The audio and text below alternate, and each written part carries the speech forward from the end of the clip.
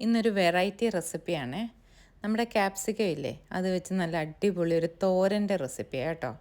ടിഫിനിലും വീട്ടിലും ചപ്പാത്തിക്കും ചോറിനും ഒക്കെ പറ്റിയ നല്ലൊരു റെസിപ്പി.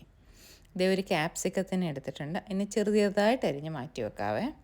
ഒരു പാനിലോട്ട് എണ്ണ ഒഴിച്ച് കടുകൊന്ന് പൊട്ടി വന്നപ്പോഴത്തേക്ക് ഞാൻ വേപ്പില, പച്ചമുളക്, ഞാൻ ചെറിയുള്ളി എടുത്തേക്കുന്നത് ഒരു 10-12 ചെറിയുള്ളി എടുത്തിട്ടുണ്ട്. നിങ്ങൾക്ക് വേണമെങ്കിൽ ഒരു മീഡിയം സൈസ് സവാള ചെറുതാക്കി അരിയണം. കാരണം ക്യാപ്സിക്കത്തിന് വലിയ വേവൊന്നും ഇല്ലല്ലോ. അപ്പോൾ ചെറുതാക്കി അരിഞ്ഞെടുക്കണേ. ഒന്ന് വാടി വരാൻ ഒരിച്ചിരി ഉപ്പും കൂടി ഇട്ടാൽ പെട്ടെന്ന് അങ്ങ് വാടി വരും.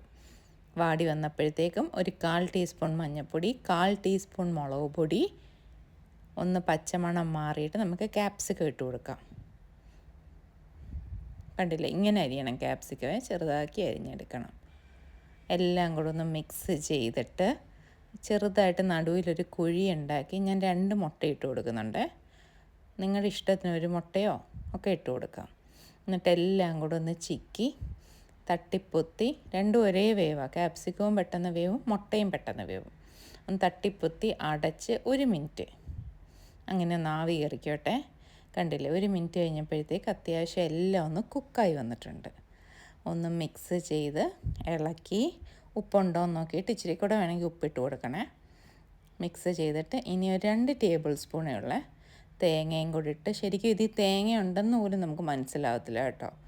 ഇനി ആ തേങ്ങയും കൂടി ഇട്ട് ഒരു 2 മിനിറ്റ് ഒന്ന് അടച്ച് വെച്ചേക്കാവേ. 2 മിനിറ്റ് വേണമെന്നില്ല, ഒന്ന് ജസ്റ്റ് ഒന്ന് ആവി കയറിയാൽ മതി.